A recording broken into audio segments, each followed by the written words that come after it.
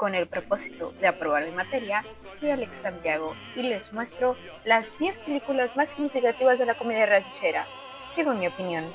Como el número 1 en la lista tenemos Allá en el Rancho Grande, que cuenta la historia del hacendado Felipe y su caporal José Francisco, quienes se ven envueltos en un enredo amoroso debido a la joven Cruzita. La película es dirigida por Fernando de la Fuente, siendo la película que cimentó las comedias rancheras. En el puesto número 2 encontramos Ay Jalisco, no te rajes.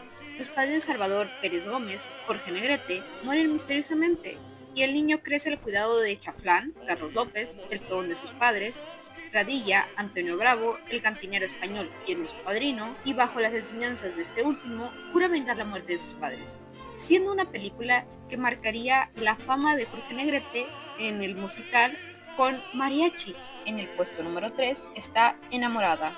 En tiempos de la Revolución, las tropas zapatistas del general José Juan Reyes, Pedro Armendáriz, toman la tranquila y conservadora ciudad de Cholula.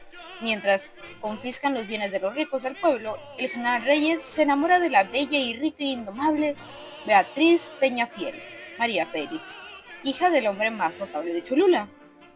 Por este podemos ver cómo el arquetipo de la mujer o interés romántico del personaje empieza a tomar forma, tomando un carácter más bien de armas tomar que dócil o sumiso. En cuarto puesto encontramos La Barca de Oro. La historia se centra en Chabela Vargas, Sofía Álvarez, una mujer que a pesar de su belleza no se comporta como una mujer tradicional y prefiere vestirse y actuar como hombre, lo que genera problemas en su familia. Esto para mí termina de formar el estereotipo de mujer ranchera dentro de las comedias. Si bien crea otro estereotipo, también forma un nuevo personaje con carácter y que es icónico en las películas mexicanas. En el puesto número 5 se encuentra Los Tres Huastecos. Narra la historia de tres mellizos separados desde la infancia, que viven en diferentes pueblos de la Huasteca. Lorenzo, un hombre de carácter fuerte y dueño de una cantina, que es confundido con el bandolero,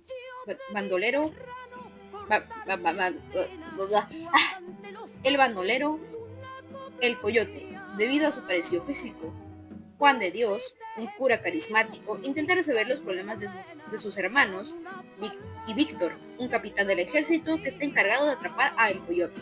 Separado de las historias románticas, esta historia muestra la otra cara de las comedias románticas, un lado más familiar que muestra el optimismo y cimienta el deber ser en estas comedias.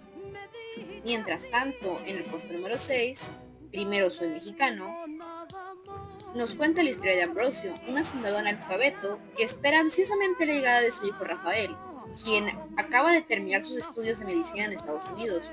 Para disgusto de Ambrosio, Rafael parece haberse olvidado de sus raíces mexicanas y se avergüenza de su pueblo.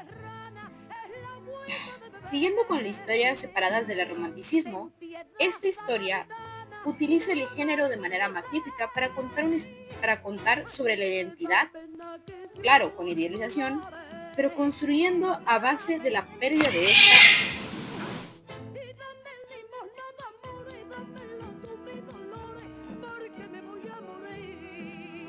En el puesto número 7, Un gallo en corral ajeno. Daniel Jorge Negrete es un millonario excéntrico que se aprovecha de las fantasías de Laura, Gloria Marín, ¿qué pasa con estos nombres? Disfrazándose como un ladrón de guajolotes, que se deja modelar por la artista mientras trabaja en su hacienda. Con consecuencias cómicas, se convierte en un hombre noble y diferente, que se enamora de su benefactora, mientras la verdad se va desenredando como una madeja. Es una historia que viene desde el romanticismo, sin embargo, deja muy cimentado y deja totalmente formado el cambio de las comedias rancheras, donde el idealismo era lo primero, al idealismo que puede reflejarse en películas como las de Cantinflas, en El deber ser. En el puesto número 8 encontramos Dos tipos de cuidado. Dos tipos de cuidado ocurren en un pequeño pueblo del México rural de los años 50, en donde Pedro el Malo y Jorge el Bueno son mejores amigos, compartiendo sus días, sus aficiones y sus parrandadas. Aunque conocidos por jugadores y mujeriegos, Ambos en realidad están profundamente enamorados. Jorge ama a Rosario, una joven bella hija de un abonero árabe, mientras Pedro ama a María, la hermana de Jorge. La última gran película ranchera de su época, que entre clichés típicos, los giros esperados y personajes estereotípicos, parece hacer una parodia inesperada y totalmente accidental del género, dándonos al último un giro no tan inesperado. Llegando en el puesto número 9 está Limosna de Amores. Una cantora española viaja a México con su compañía de folclore, cuando es asaltada por el camino, pero está cerca Miguel, propietario de la hacienda Catillejo. Les invita a ir a su casa y con el tiempo Miguel se enamora de ella. Una mezcla de música y cultura que hace más por respetar y dar un puente entre las dos culturas, hispana-española y hispana-mexicana, que muchos proyectos culturales que ha habido actualmente. En el puesto número 10 encuentras Escuela para Solteronas. La historia se centra en Amador Badallán, un hombre que se encuentra deseando casarse con su joven novia, llamada Estrella Panicano.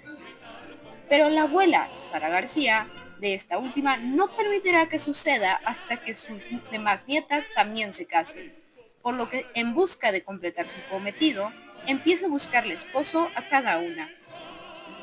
Pedro Musquiz, ¿qué te costaba? Apropiadamente la llamaré la verdadera comedia ranchera romántica, donde el amor no es sorpresivo, sino dedicado. La mujer no es un objeto, sino una persona, y el hombre no es un héroe, es un enamorado.